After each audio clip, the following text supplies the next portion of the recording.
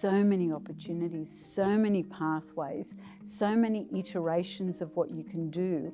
So please don't think it's limited. You go into a school and you're a teacher. If I could just say, in my career, I've been involved in lots of professional associations, been a director, a principal, etc., but I've also been able to travel overseas and represent the system and so forth. I've been able to go in and out of state office and do a lot of work, and my colleagues and my peers have had those opportunities as well. It's a wonderful, wonderful career.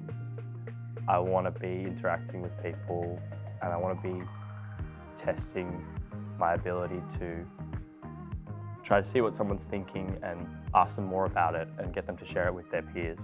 That's why I like being in that environment, is why I chose to do teaching. Yeah. I want to make a difference in the world. I was lucky to enjoy mathematics as a student, and I know a lot of people who didn't. I would like at least one person to be less scared of mathematics because I can help them.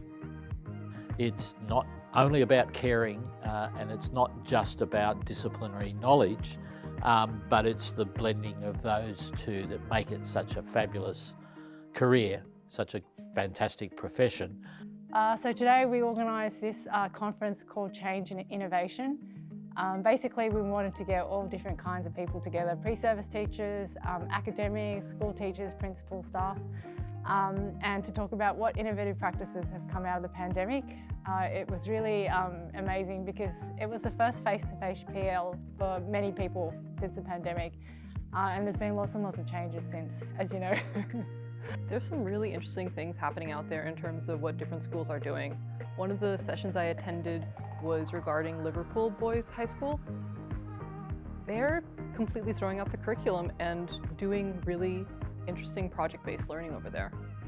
And it really seems to be boosting the students' confidence from the video they showed us showcasing one of their projects called Takeover, where the students were literally allowed to take over the school for 3 weeks and create projects that really challenged how we think about learning because they really owned their learning. I thought that was fascinating. There are lots of people in education who are trying really hard to think about what is good for students and what's good for teachers and what's good practice, and they are continually meeting to try and figure that out and work on it. The human connection and relationship is really important for me. I love to learn. In fact, I think the teaching degree should be called a learning degree. As teachers, you learn non-stop. It's because like every class, every child in front of you is completely different.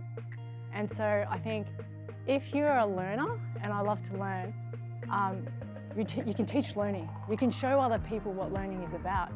And people in my class, if I was to have pre-service teachers, it's very important to model what it means to constantly learn. I think honestly, if you stop learning, you're at death's door. You got to keep learning in order to grow as a person and a human being. And I think sharing that with our pre-service teachers, you cannot teach another person to learn unless you love learning. And I love learning, and I learn here at UTS every week.